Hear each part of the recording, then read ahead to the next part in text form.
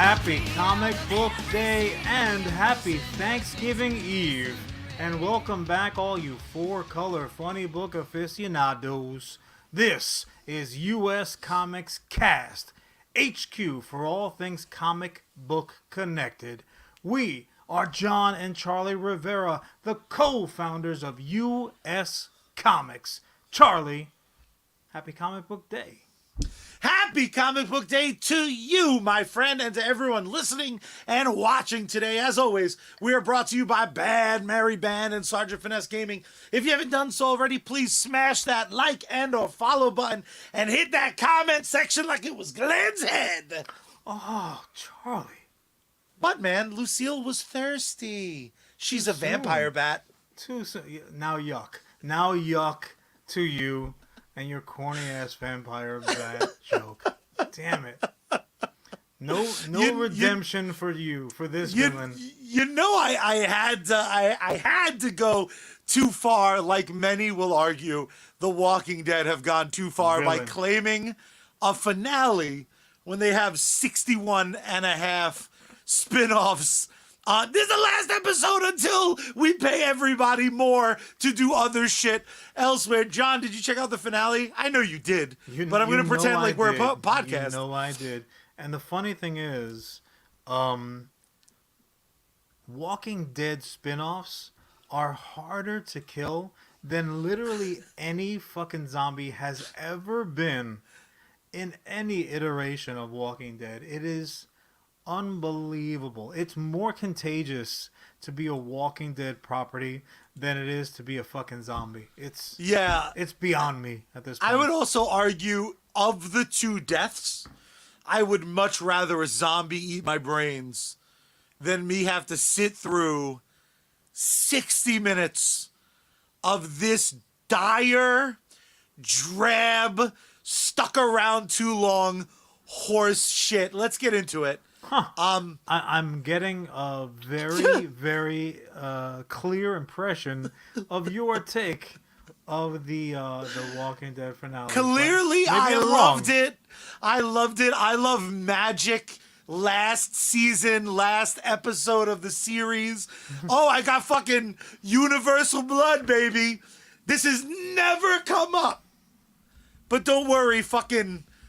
what's his name in Guardians of the Galaxy? Gondor? Mary Poppins, Gondor. Y'all. Condor. If Condor showed up, that shit would have been sick. I was really, I wasn't disappointed by Walking Dead's end because it lines up perfectly with every fucking season past two. Walking Dead is the greatest example of diminishing returns for me.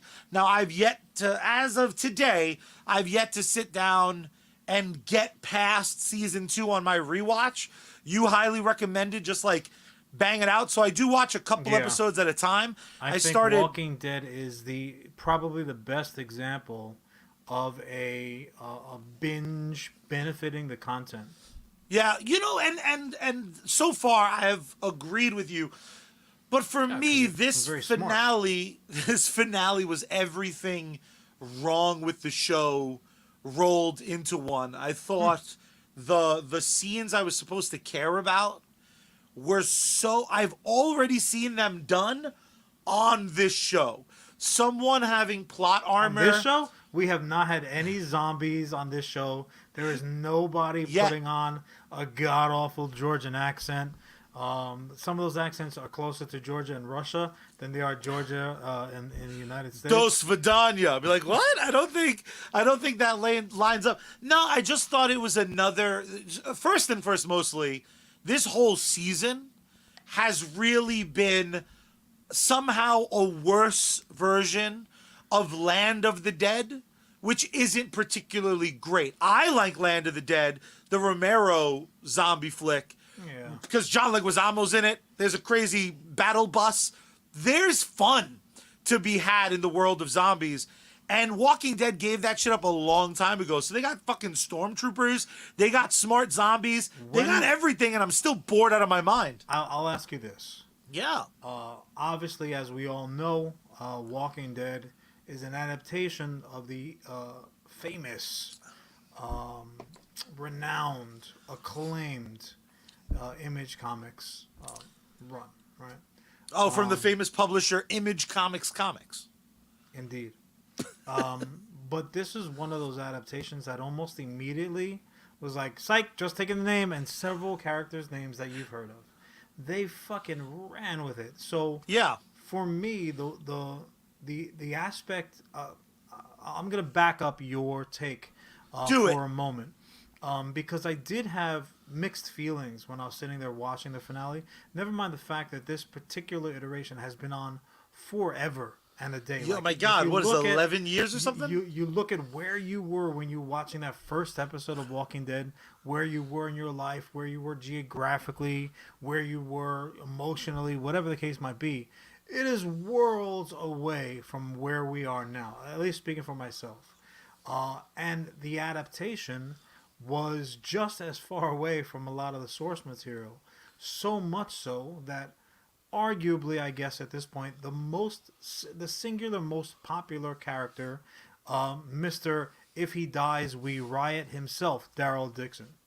Daryl Dixon, as we all know, appears on 0 pages of the comic book, and still one cover, and still his vest is on one cover. I mean, and that's as close as he got. The vest is a standalone character as far as I'm concerned, but I think some of that is a part of that aspect. As I fucking blubber my way through this, I got very emotional. Was part of the issue that I had with it, because that aspect of if Daryl dies, we riot. Yeah, pretty much assured us at any given moment, no matter what they did to him, no matter what they put him through, no matter what dire stakes were basically fucking laid at his feet, Daryl gonna be all right. I've seen Boondock Saints many times. He gonna be just fine.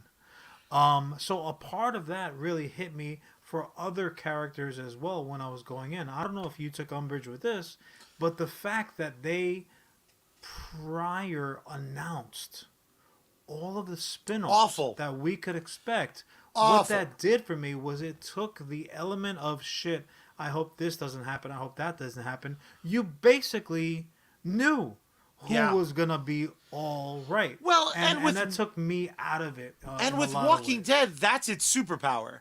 Its superpower is allegedly no one has plot armor. But we got to the end of the series, and everyone who you knew was going to live lived. A lot of people had armor, man. Literally and figuratively. Oh, my God. Let's just talk about the design of this show. It has become so hard to look at.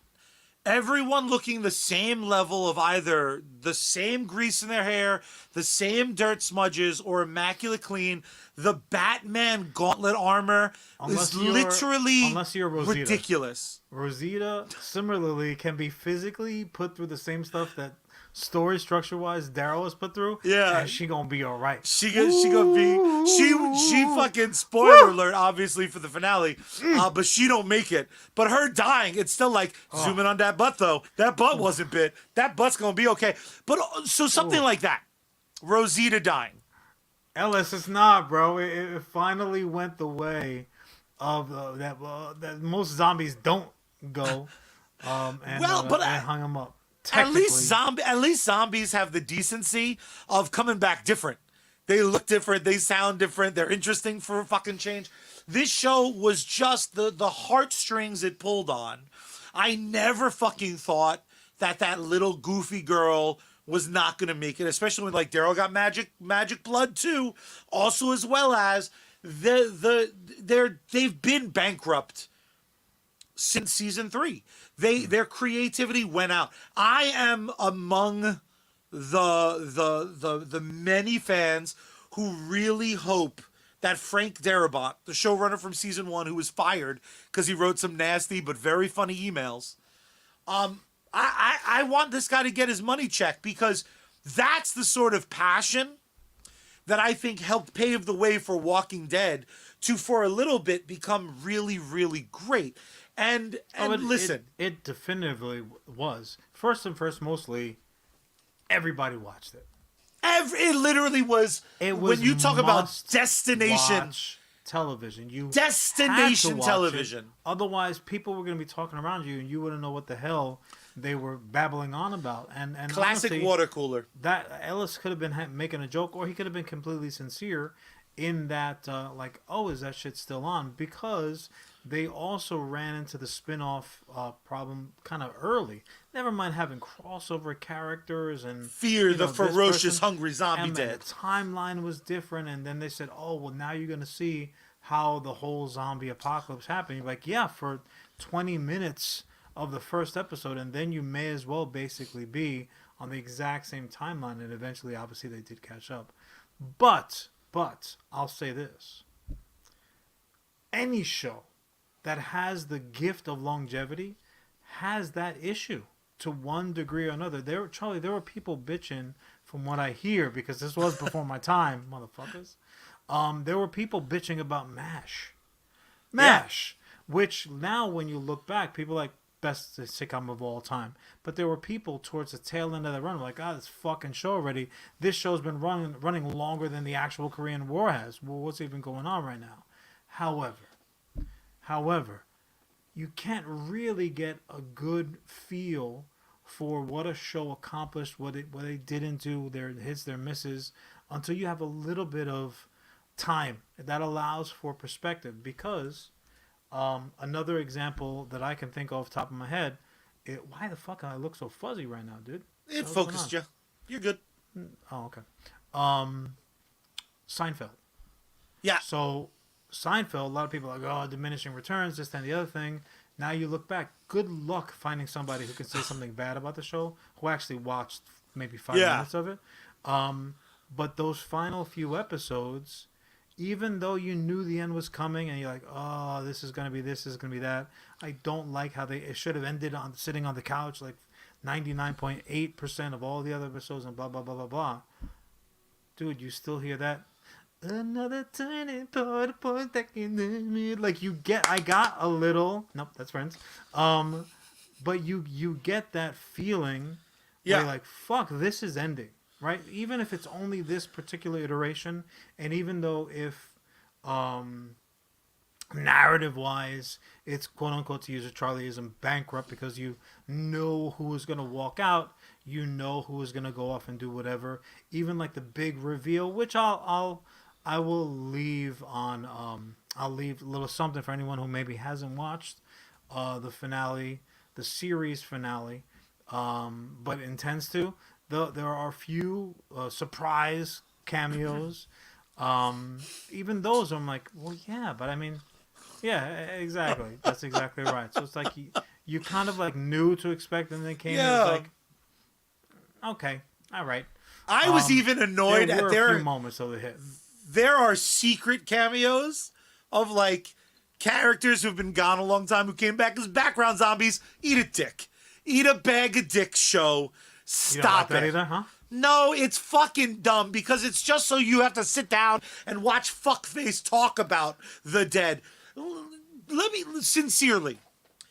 Seinfeld. It ends. And then the next season they pull a Scrubs.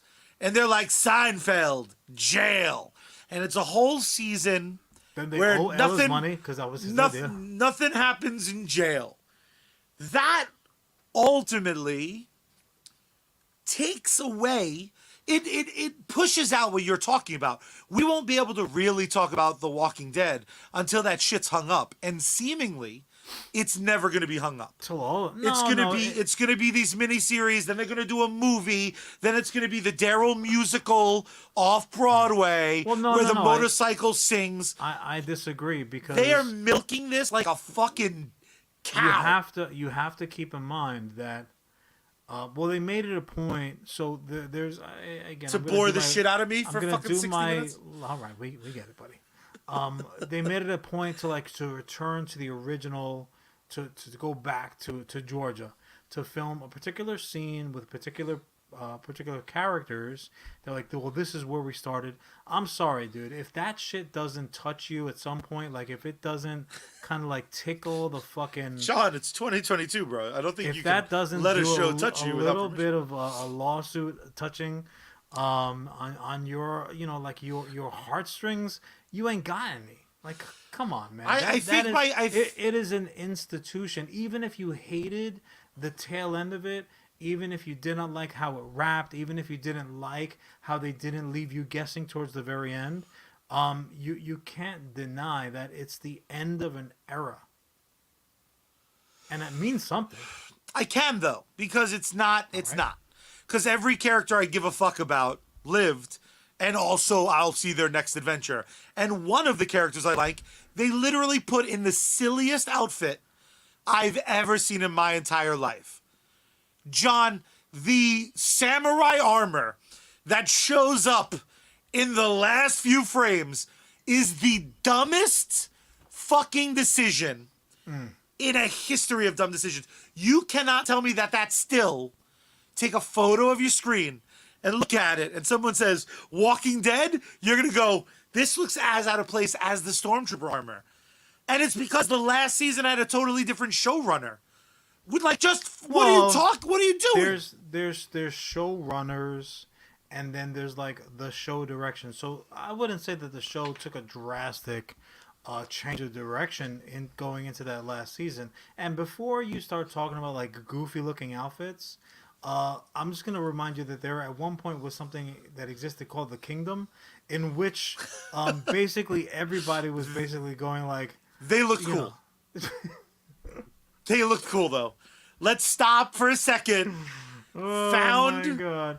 These are hockey pads. Being so literal, that should make sense. So let me ask you, because these are the rules that you claim to operate by. The Walking Dead TV series, I'm clearly assuming, would not rank on Charlie's like all-time faves. Gonna throw it on and enjoy myself a nice fucking. No, I very much hate nice watching time. this replay. I watch very grumpy. So are what Walking Dead I almost called it. So what zombie apocalypse type material would you put at the top of the Charlie list? Romero's run, despite those last few almost unwatchable films, still stands head and shoulders above all of its competition. We're not talking about comparison. We're like, this is the Charlie put on your favorite zombie it's gonna shit. be You're like, here it comes. Here's some Night of the Living stuff. Dead, Day of the Dead, Afternoon of the Dead, Land of the Dead.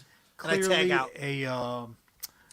Clearly an easy answer grab, but no, I meant Charlie is okay. I can give you my runner-up. Hold on 1 second, because you know my runner-up. We're gonna get to that. Now, if you want to talk about diminishing returns, just the way you want to talk about like zombie tropes, Romero may have written in as a zombie trope diminishing. He's like, okay, come out of the box hot. I want you to fucking lead the pack. I want you to be pissing and shitting like a horse in that first quarter mile. Just kaboom, kaboom, kaboom. Just leaving everybody in the fucking tracks. Oh, that's awesome, George. How's it going to end? Yeah, not so great. Not so great. So, my question to you, Charlie. Found footage zombie film. My question to you is this. At what point is there like a mathematical equation where the follow-up material is so bad that you're like, you have now done fucked up the early stuff. My enjoyment of the early stuff has now been affected. I don't know. Discuss. Carolyn checking in. What's up, Carolyn? Yeah. Ooh, we both went Stop it. Stop it. I asked you a question that leaves me in charge of chat. I'm a fan You're right, of ruining it. Afternoon of the Dead would be I'm great. a fucking fan of absolutely ruining the thing I love. Beating it to death. Like if it gets Lucille, me, here's my thing, John. If it gets me Superman, if it gets me Chris Reeve in his high-ass boots and make me believe he can fly, and then you do it again, and you're like, Zod, motherfucker, remember the motherfuckers in the pane of glass? What's up? Remember they were flying through space in the album? And then you're like, we got another one. This robot's going to make you cry. And it's stupid. And we don't have a lot of money. And then they're like, hey, how about Sun Guy? I will take. Sounds like you're talking about this show now. We'll see you in season 30. I will take the bad with the good. What I personally get insulted by is like Fast and Furious. Yeah, where no, it's that like insults the shit out of me too. You're out of steam at 5, These and you're zombies gonna are do family. you're gonna do 5 more. I'm a fan of the Mila Jovovich Resident Evil films. That is delicious junk food, but it is junk food.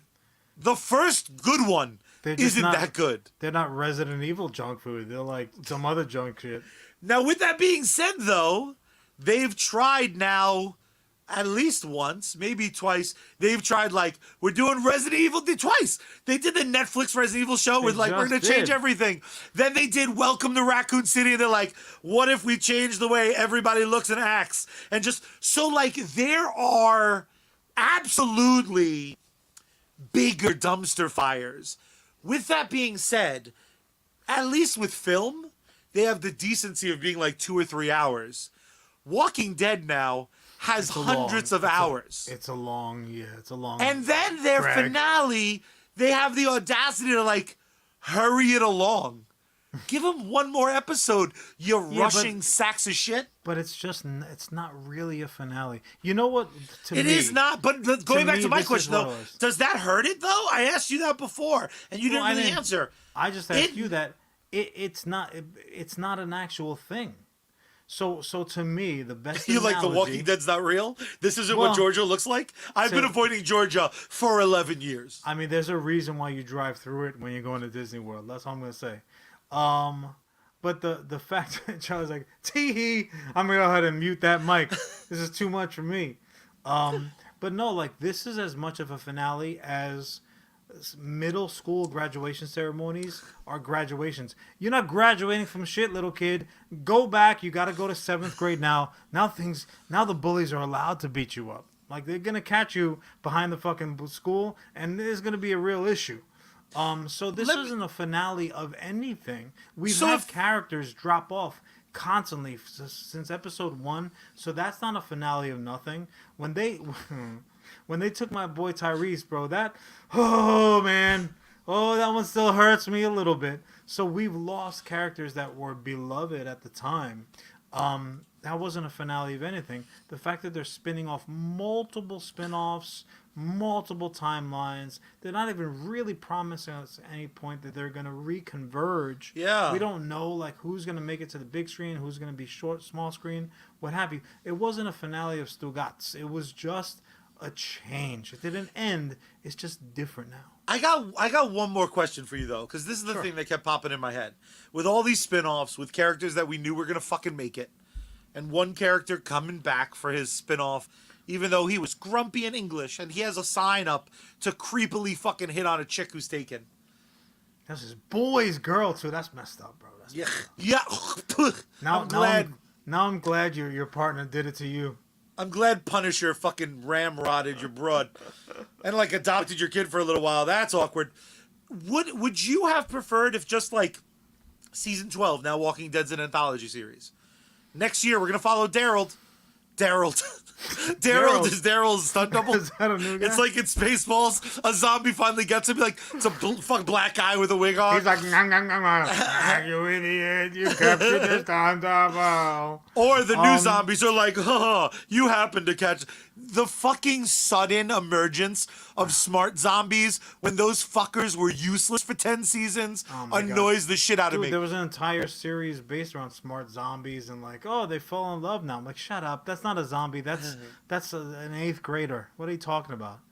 But if it just transitioned, if the show just transitioned into an anthology series, I think I would have been less annoyed because now this has to stand next to other series anyway, though. Like of those characters. Hold on a second, hear me out. The moment that Charlie's like, show's over. The moment that core group of characters kind of got like scattered to the wind, like the fucking Tower of Babel. It was an anthology series because any particular episode, and we've all had this conversation like, oh God, this episode is a fucking whomever. Fucking Carol episode. Like. Relax yourself. Carol's fucking, she's a goddess. And I'll say this. my heartless brother. If you didn't feel the flutter, if your undercarriage didn't get a little bit of a how's your father when that goodbye happened, bro, when your boy, when your stinky Irish drinking friend said goodbye to his boss bitch lady, if that didn't hit you at some point, he's like, because I got to go find these other two people. She's like, I'm here. I'm right here. You got to go find them. What's your problem? Joker, what's up? Charlie, if that didn't affect you on some level, if in a moment you could not have possibly been so angry at this series that moment didn't affect you. I bought a flower patch, and I was like, Carol, Daryl, look at this real quick. Gives a fuck. Who gives? The minute that those two didn't smash, tag me out.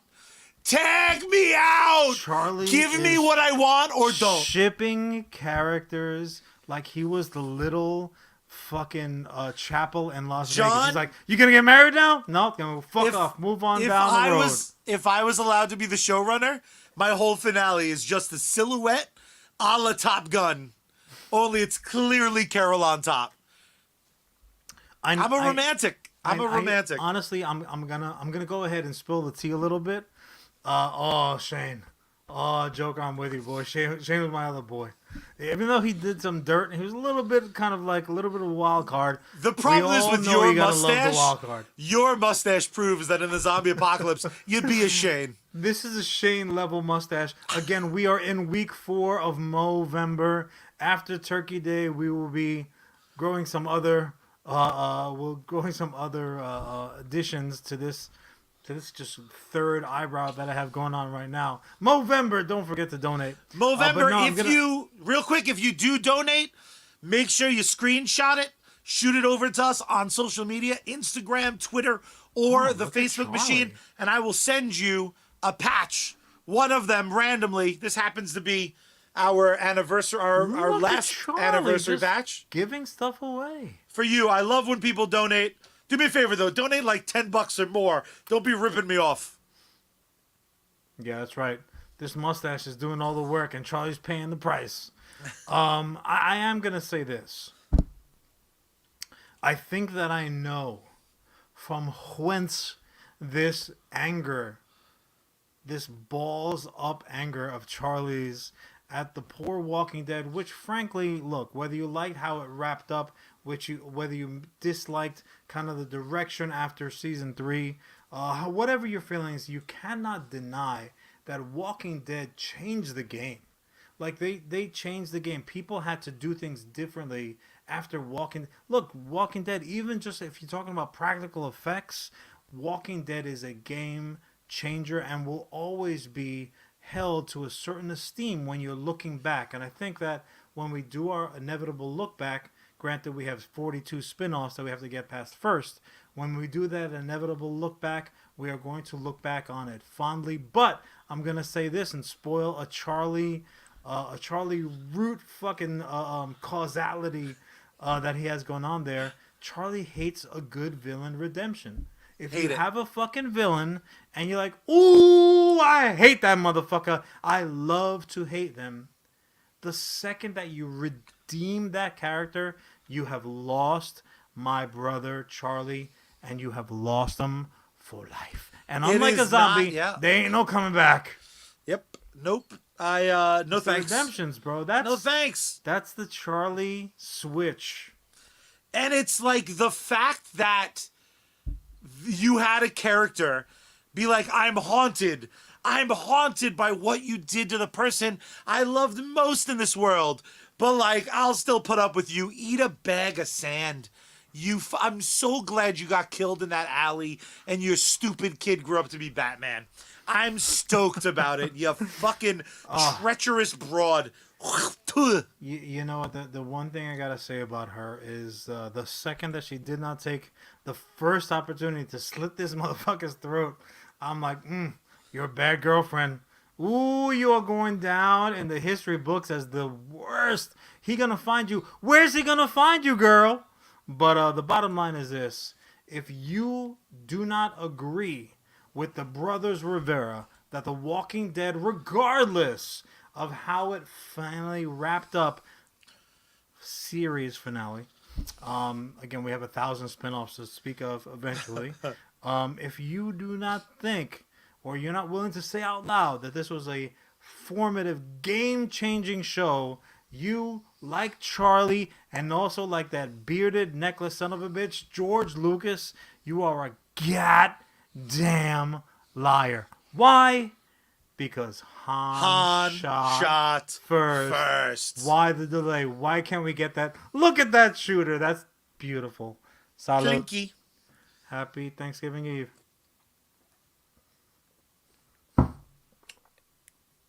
Oh, no. Delicious. That one's for all the turkeys that are dying unnecessarily for you monster meat eaters. But All right, first and first, mostly, how dare you?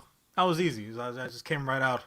The turkey Walking we Dead- bought was a Walking criminal Dead and a is done. racist. So that is good. I'm gonna spit on it then. I'll show him. Woo! So that all being said, and Yes! we done said a lot. Look, we're done Walking talking Dead- about things ending. Walking No Dead more is- finale talk. No more wrap-up talk. We're going to move on to a whole fresh new topic. I mean, not really, folks. We are going to go ahead and bring back from the dead the finale conversation. Oh! Because yet another institution is wrapping it up, just like Last Call at the Bar, which I understand most cool people are sitting at right now because it's the night before Thanksgiving. But not That us, just folks. occurred to me. We Just are occurred to me. here. I'm that much of a loser.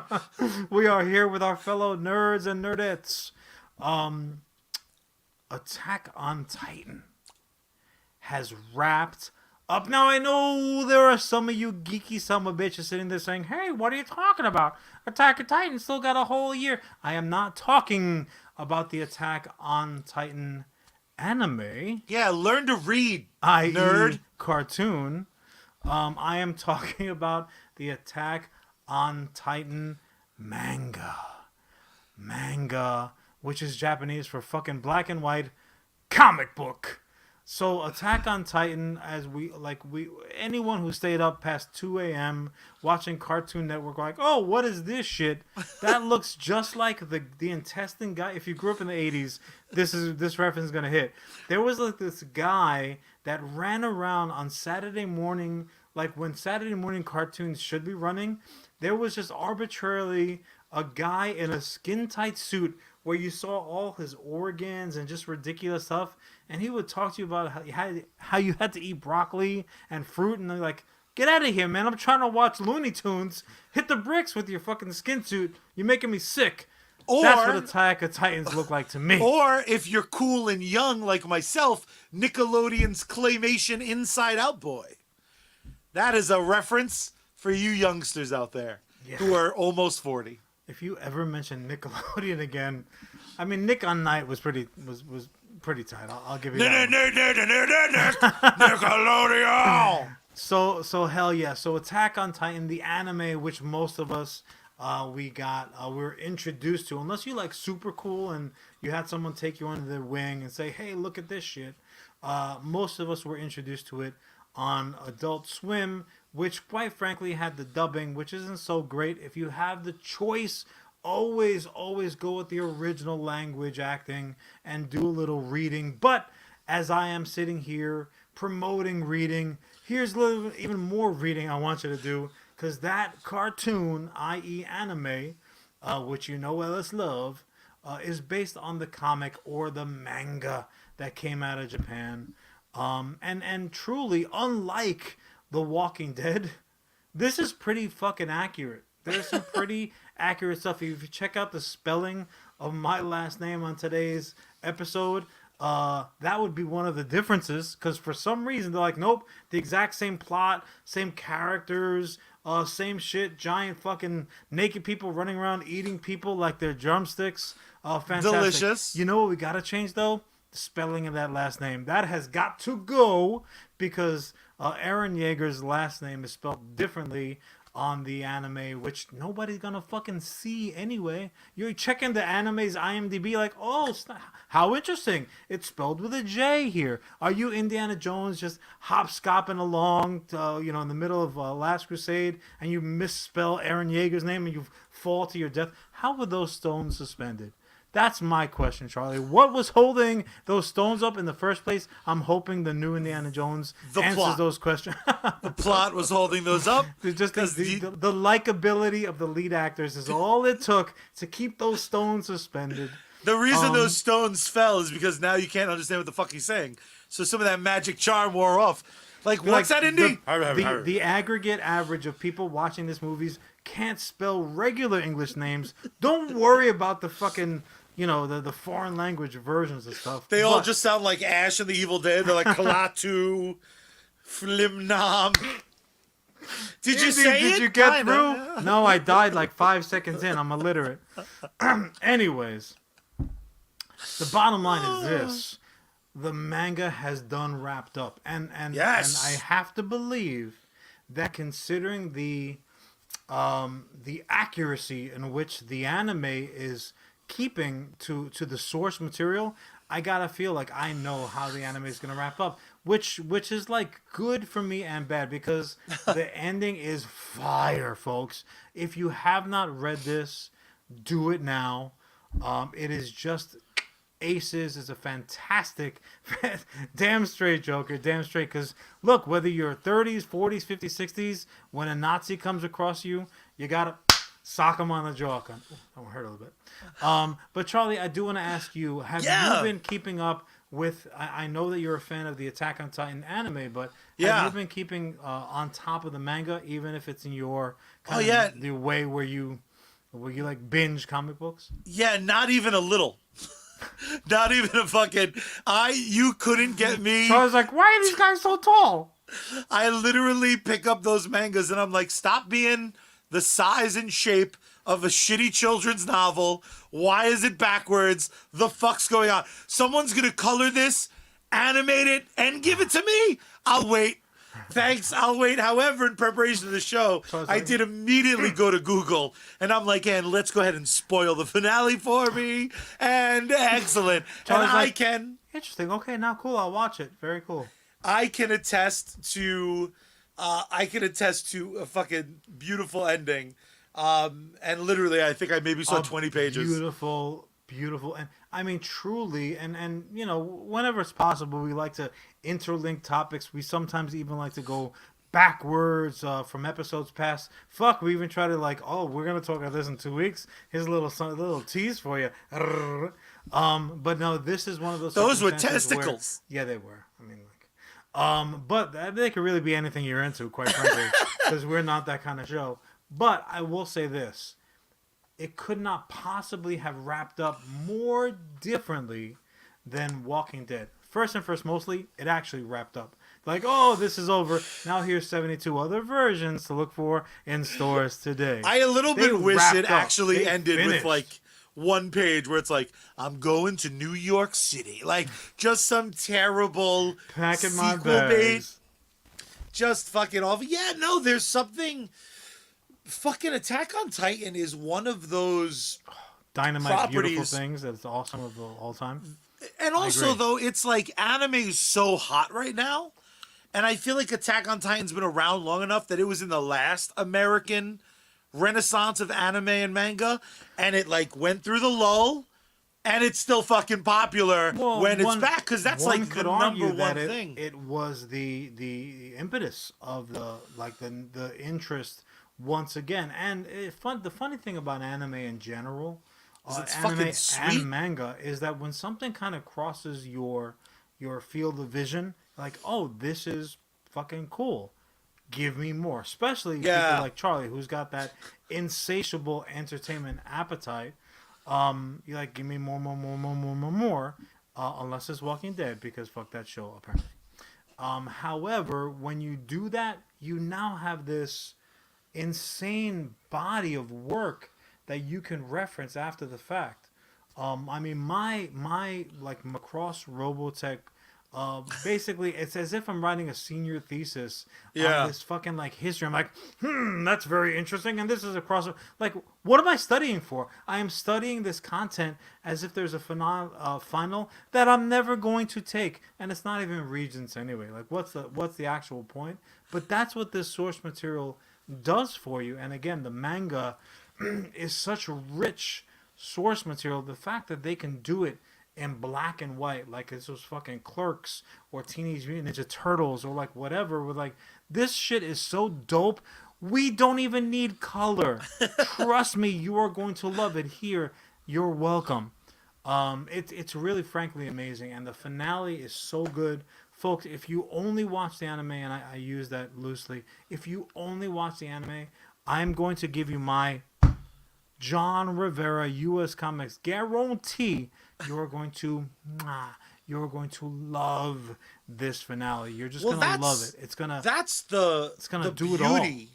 That's the beauty of a lot of these manga to animes is they have not only a visual Bible, they have a story Bible, they have a beat Bible if they choose to use it. Because again, you got two roads. Like we were just talking about, Walking Dead went to fucking Albuquerque based on the comics a long fucking time ago and teased shit from the comics and never really all the way committed. A lot of times, and this is a great example of one that does it, the fucking the anime literally was like, and let's cherry pick because we don't have as much storytelling time. Right. So it's an abridged, it's the fucking Cliff Notes version of this tremendously dense and fucking amazing. You're right, Ellis. Story. You're right. I take it back. No, you know what though, Ellis, sir?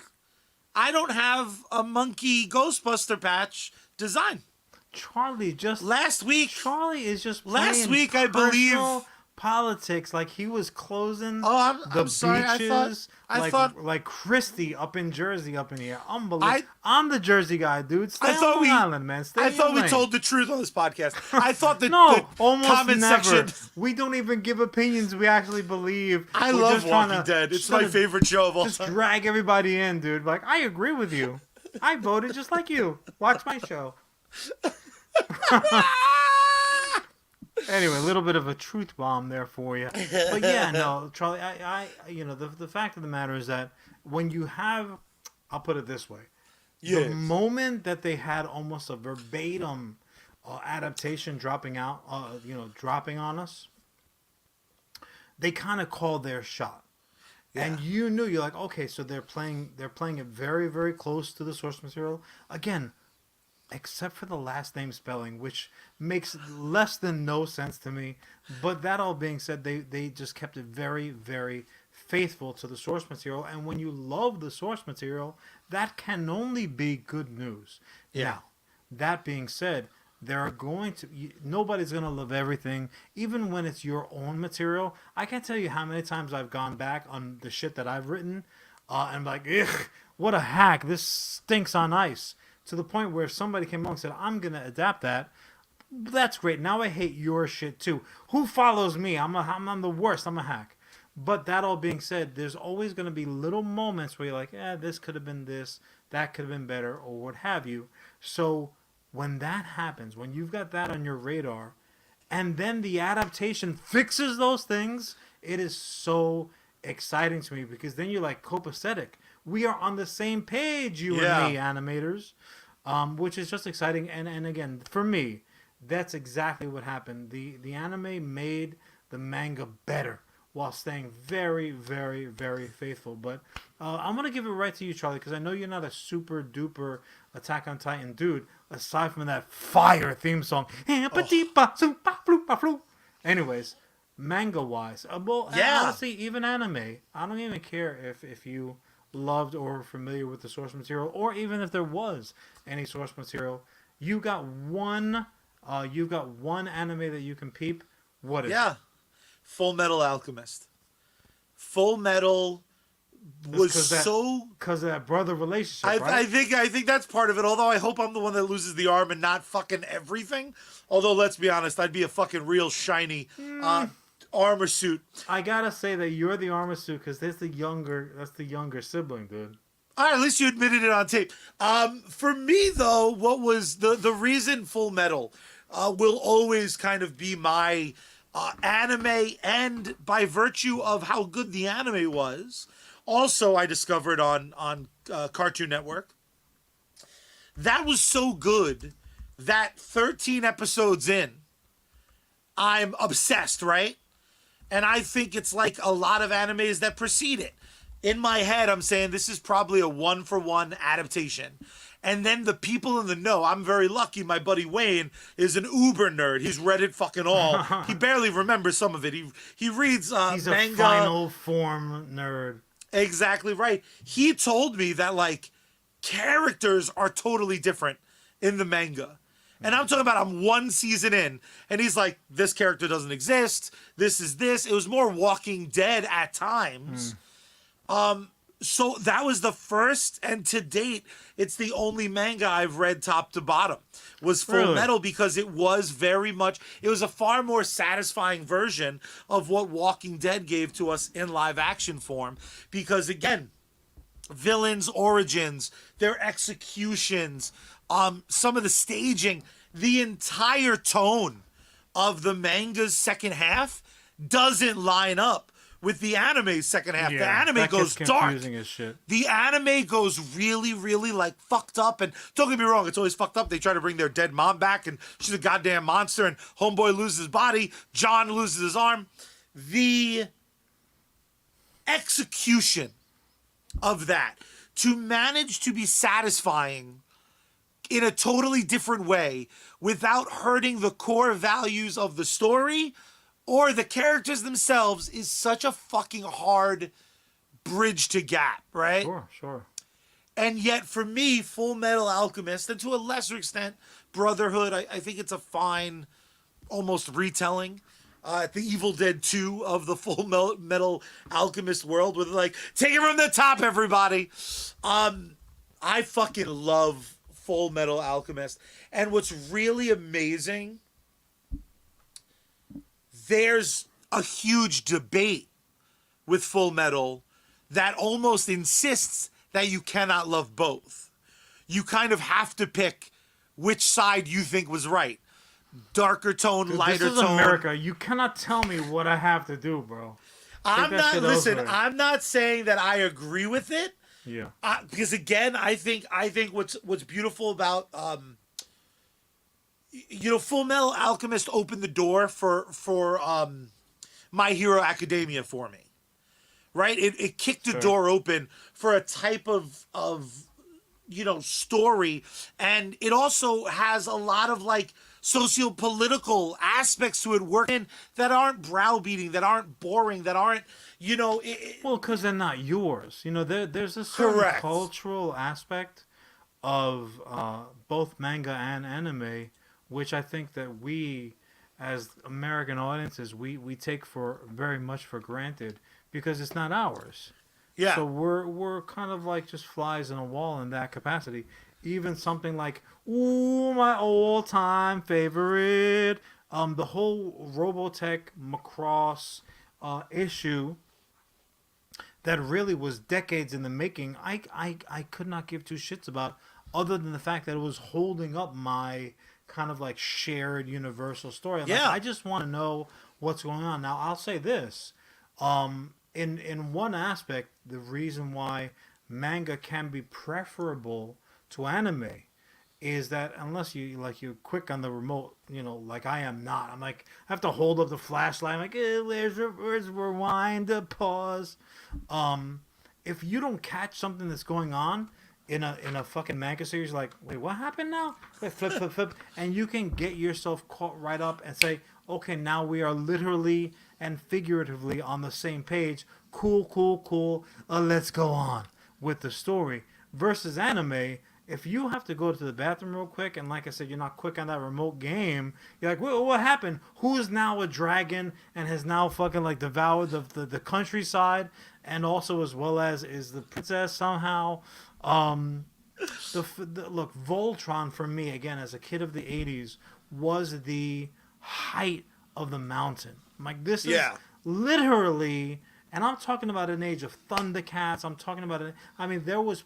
I'm talking about the when Battle of the Planets, aka Gatchaman, was on reruns for us as American audiences. I'm like, oh, this is some cool shit. I don't know why everybody is dressed like the 70s when we're in the 80s. Come to find out years later, because, well, that's when it was made. You just got it in the 80s, you dumb American bastard. However, Voltron was rather the height of that storytelling style. I'm like, oh shit, this is the coolest thing. I'm still wearing feety pajamas. I'm gobbling down Mr. T cereal like it was going out of style, and it very much was, because they pretty much put that shit out of business before the series ended. I pity the fool who has high fructose corn syrup. I pity the fool who eats this shit, because it gonna kill you. Thanks, Mr. T. Appreciate that. But that all being said, as much as I loved it, when the 50 vehicle version of Voltron came out, I was like, what? I woke up early on a Saturday for this? I literally shocked myself, electric shock, because I was shuffling my feety pajama self over to the TV, sparks to flying. the console TV. We had one TV in the house, and it was literally bigger than the living room table. I almost burst on fire to get to the screen, and you're giving me 50 vehicle Voltron with no explanation? What are you doing, Japan? What are you doing? But with manga. Yes, sacred. That shit don't happen. Yeah. You can get caught up. You're gonna be all right. So Charlie again referenced a lot of more, because he's like a whippersnapper. A lot more of reference stuff. Were you a Death Note guy? I was Oof. Death Note, not to the point where I felt the insistence upon grabbing the manga. I was perfectly satiated by them doing the work for me. Look, when something comes across you, again, we used it before, when something shows up on your radar, it really doesn't matter what the origin is. You just know there's two MiGs. I'm going to have to go fly over them, inverted, take a picture, and now I have a story, so I can go ahead and smash I guess she was like a lawyer, some kind of special attaché to the Navy Department, whatever the case might be. But she lost that love and feeling. You know what I'm saying? The bottom line is it showed up on your radar eventually. Like, I see this, I acknowledge this, and I love this. Thank you very much. Same thing like Cowboy Bebop. Oh my God, Cowboy yeah. Bebop just had a riotously unsuccessful live adaptation. Which, look, it is what it is. To me, I'm not one of those guys. I'm like, meh, this season was too long. It ruined the original ones. Romero, what were you doing? He just, I guess, wanted to keep on getting paid, Charlie. That's what happens. That's the real world. Later failures or later disappointments doesn't affect the originals for me. Oh, yeah, yeah. I still love it. So even though that live adaptation was less than what we had wanted it to be, to me, man, that fucking soundtrack that hits, ooh, I am jazzing it up. What's hot right now? Demon Slayer's dope right now.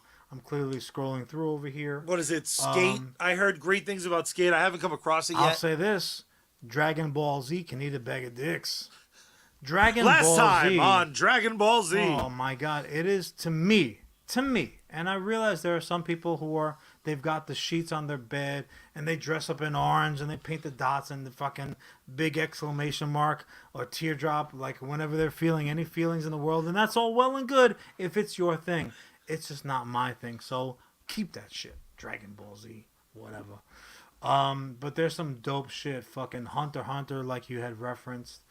What else? There are also like One Piece is one of those properties that shit could be a fucking flick. That could have been a 1960s Seven Samurais era type flick, and I would have been just as engaged story-wise. Yeah. It's ultimately all about the stories, man. It winds up being a matter of undeniability. There are some of these stories that doesn't matter the format, because it's undeniably good. It's undeniably well thought out. The characters are undeniably interesting. They're able to take kind of... Anime could be accused of having certain staples, right? You Big need eyes for youth. Small eyes yeah, for exactly. adults. The or even sometimes just like Everybody's weird white animal for some reason.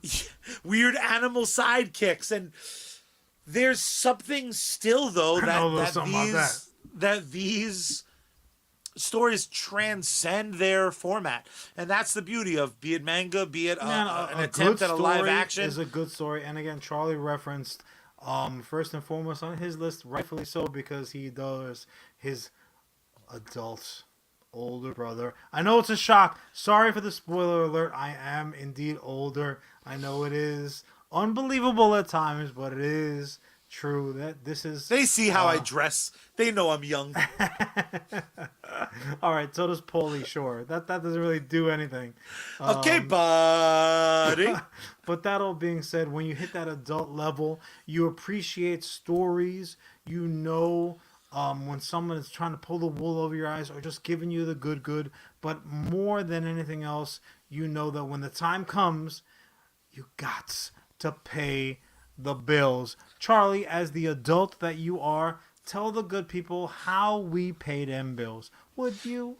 Well, today we are brought to you by Zipper Keeper. Zipper Keeper, the only keeper of your zippers. No bullshit, because we're not like these other fucking shills that are selling out for some random brand that's willing to throw a couple shekels their way. No! Because today we are once again brought to you by one of our absolute favorite bands, Bad Mary. You heard them at the very beginning. You're going to see another music video at the end.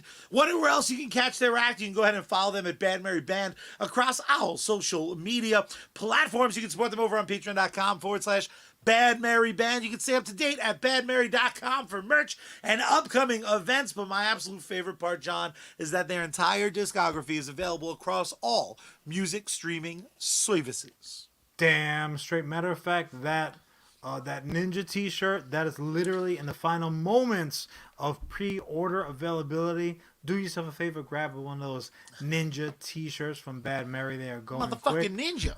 But when you're done with that, you got to ask yourself, where we dropping with Sergeant Finesse? Find him gaming exclusively on Facebook. However, multiple streams every day. Outstanding video game content, supported games, co-streams, giveaways. Matter of fact, he played with Drill just prior to playing a little COD.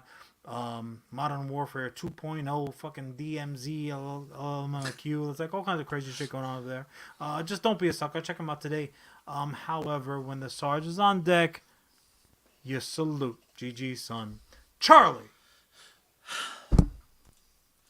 Yeah.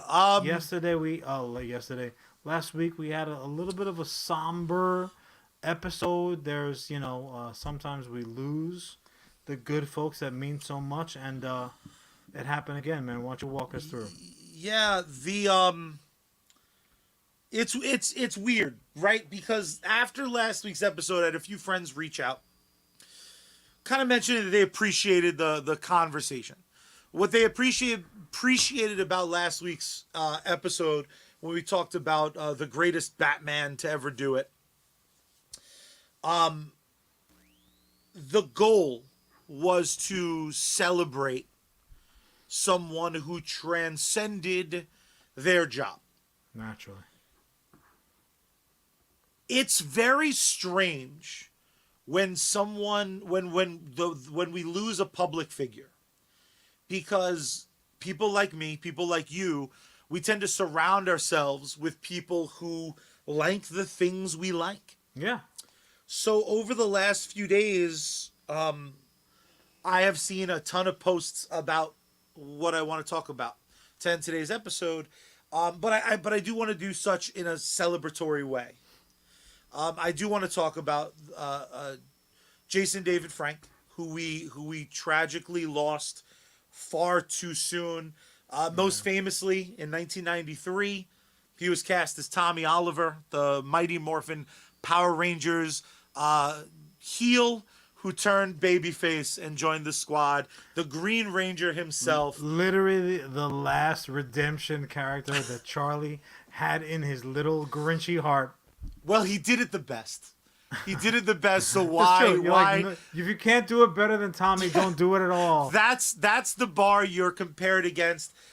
We tragically lost him far too soon. I don't want to get into those details. Yeah. What I instead want to talk about is the fact that over the last few days, I've literally seen hundreds of posts across my social media on wrestling pages, on Power Ranger pages, on toy collector pages, on convention pages, on comic book pages. Jason David Frank was a children's TV show character who auditioned for a show called VR Troopers that was going to be like the knockoff of Power Rangers.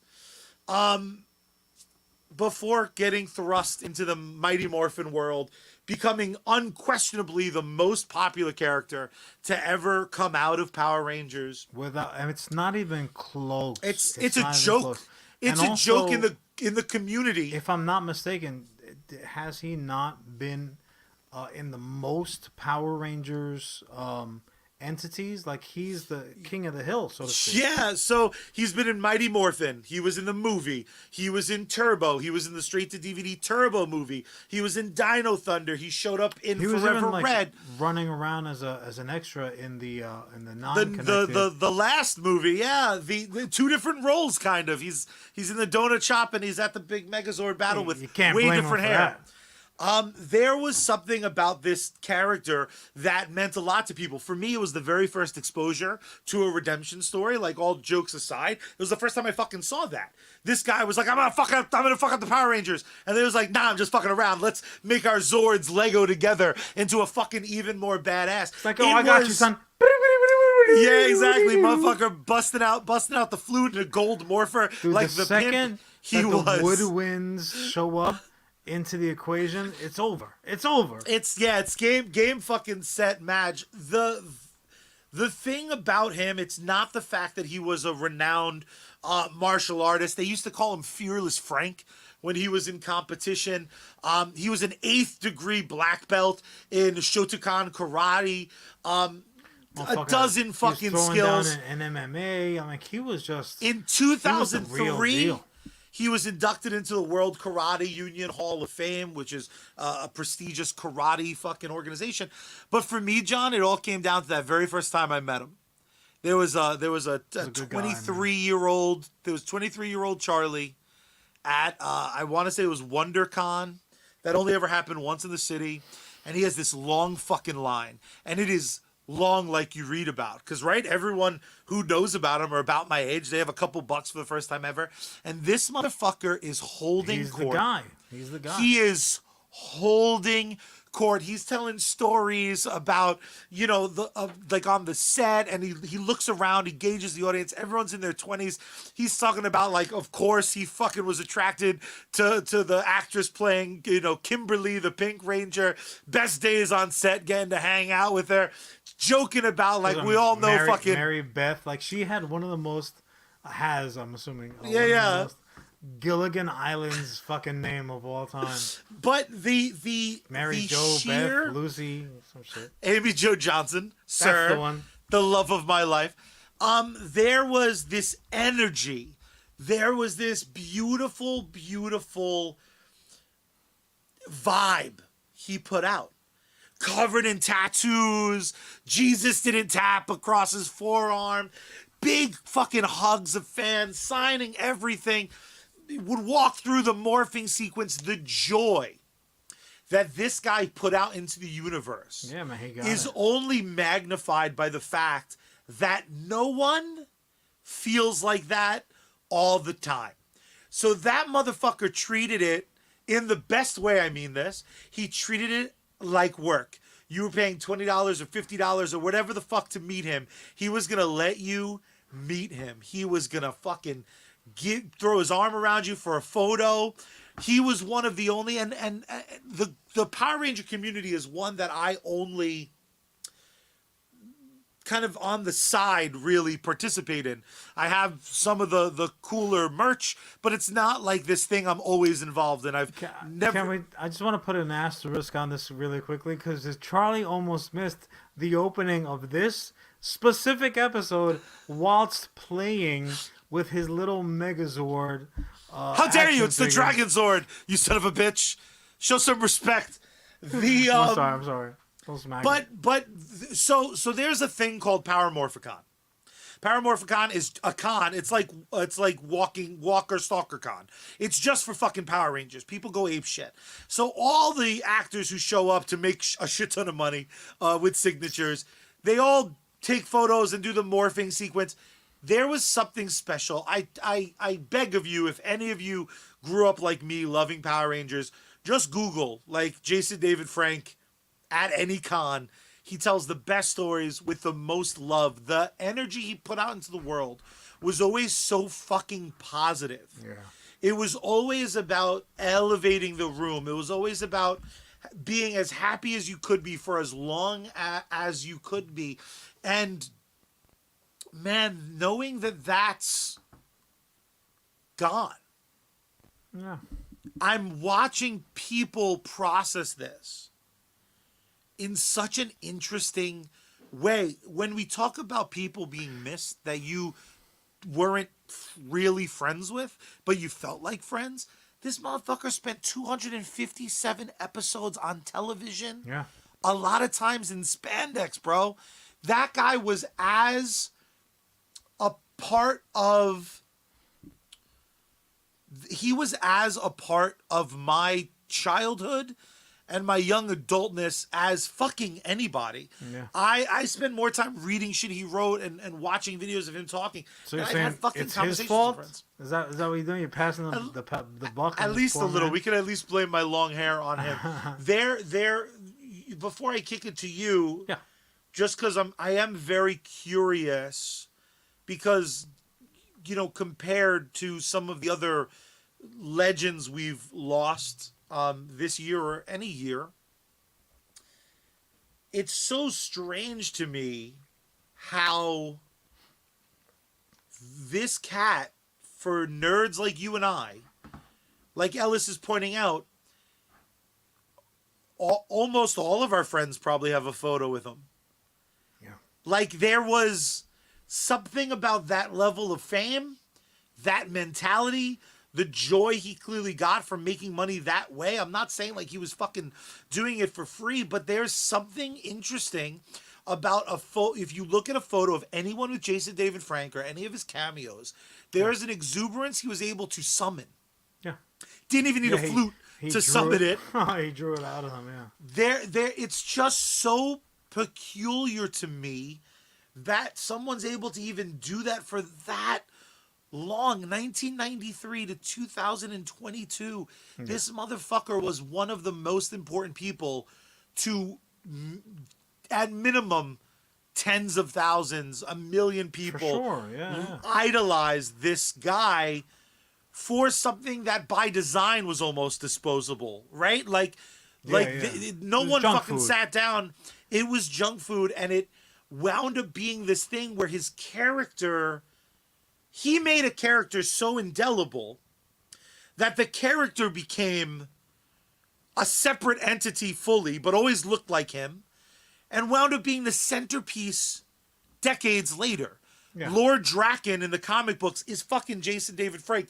Jason David Frank for a commercial got to play the character he vaguely inspired. That was never like what would have been seen on the show. That comic book is fucking great. On standard comic book level, the Power Rangers comic from Boom Studios is fucking great. It can go toe to toe. A minor miracle, because we were just talking about the adaptation, being less than the source material. How often is the adaptation significantly better than the source material? And no offense intended, but that's the case with that fucking comic. That is, and also head and shoulders better than than the child's show that inspired. Now I'll say this, please. Only because I know it's meaningful to you and stuff like that, and this type of stuff can get away from you. But also we are up against the clock. A performer is all right. Look at this. Look at this, ladies and gentlemen. Again, confirmation of our greatness. Much like Jason David Frank, with that smile. And that vibe, and that energy, he just, even even with him gone, he pulls in the bitches. All right, not bad. Not your best, but not bad. Not bad.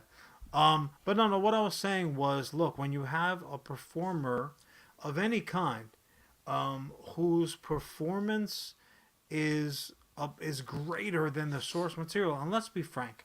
Again, this was a children's show. It's like as if fucking Al Pacino was in Blue's Clues. Yeah. Like, that's the level, and I think that's the reason why his character was elevated so quickly above and beyond the others. Never mind the fact that I'm pretty confident, all jokes aside, there's a fucking curse.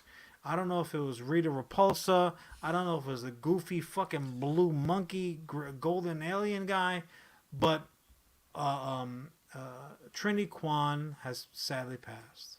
Fucking Jason, what's his face, Red Ranger, is like up on charges. Like that group, they have had a tragic reality after those like the best of days. Like, isn't there another Red Ranger, like maybe 3 or 4 generations later? He's already locked up. I mean, Yeah. quite frankly, at this point, if they offer you the role of Red Ranger, turn it down. You're like, no. I am not interested, my friend. But look, like this is one of those properties that has gone on and on and on. And even though they have the longevity that they do, this is a cat that still fucking mattered. Like, he was almost universally beloved. Charlie, do you know when this motherfucker really, really kind of showed up on my personal radar? I don't tell Wasn't even Was it his me? Was it me running around in a homemade Green Ranger Halloween costume? Thanks, Mom. The most candy I ever got. She made me a big fluffy shield. It was awesome. Yeah, that was pretty good. She's like, I'm gonna have to sew some muscles for you, tubby bitch. But no, and a lot of people don't realize this. The very first Valiant Comics adaptation Yes. was fucking Jason David Frank. Like, sorry, Vin Diesel, all due respect, because you're family. Bloodshot's first portrayal on the screen was my boy right here, Jason David Frank. And the fact of the matter is, he did a bomb job. He did a great fucking job. And granted, not the greatest adaptation of all time, just in terms of everything they were able to throw its way. But here's a dude that look. If you say here's the material, do what you can do with it, you always were gonna get 100% of this guy. Whether you were talking about Valiant Comics adaptations, where you're talking about a kid show like Power Rangers, whether you're talking about an online series, which he became almost as famous, if not more famous, because of the work that he took upon himself to do with some of this material. That's just like a consummate professional. But as much as we love what an individual does professionally, as much as we love what they give to us personally, what they mean to us, the fact of the matter is that those things don't always equate to what's happening behind the scenes. And this was like a guy who was going through a lot. He suffered a lot of tragedy in his life. And there are just, those occasions where things become too fucking heavy. And I think the most important thing when situations like this happen is we look at each other and the conversations of, can you believe it? This guy, with all these other people that they have going on, what they have gone, how could he do this? How could he do that? How could that happen? It's most important to realize two things.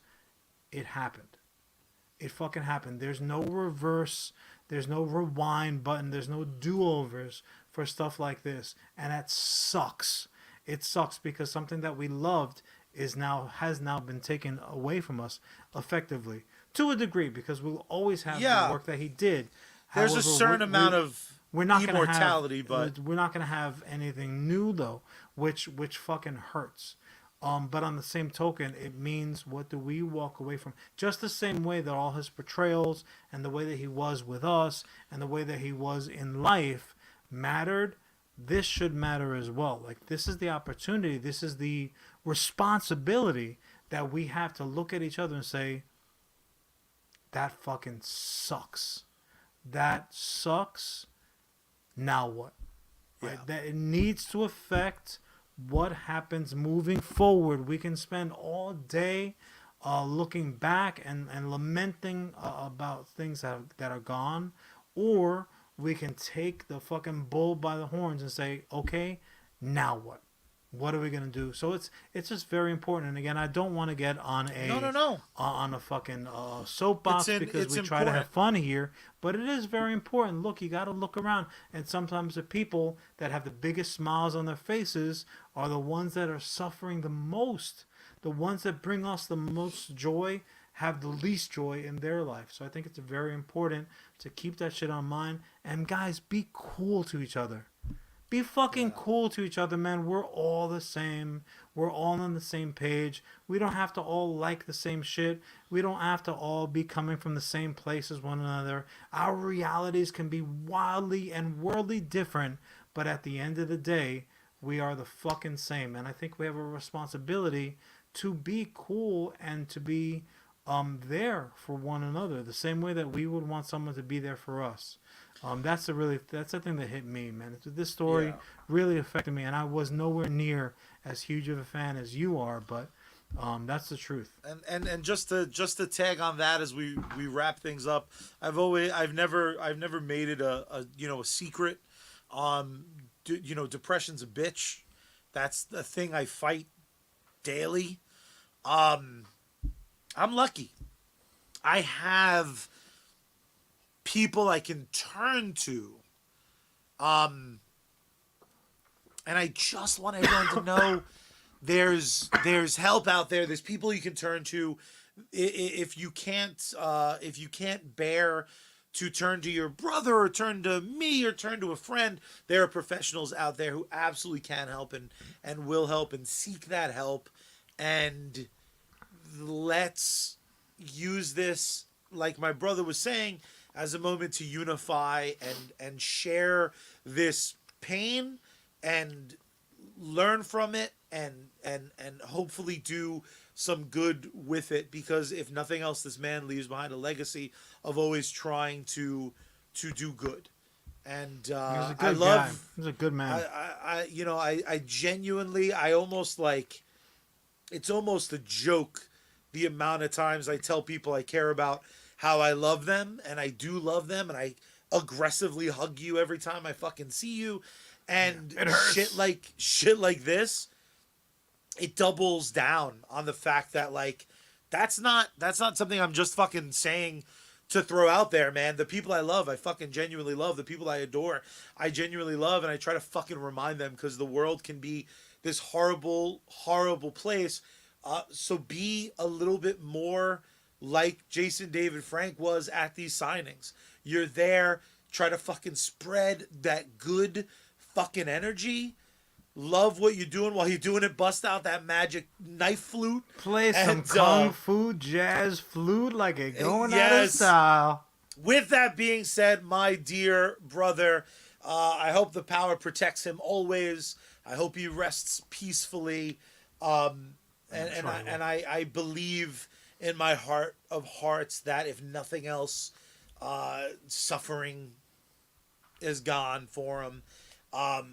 With that being said, let's take it to the end. And there's only one way that we end these episodes. First, I'm going to remind you all, thank you so much for the love and support and the likes and the comments and playing along in our chat. Truly, truly the best part of my week, most weeks, is this show. But John, the way that we end these episodes, we got a couple quick steps for you. First, you got to turn that power on.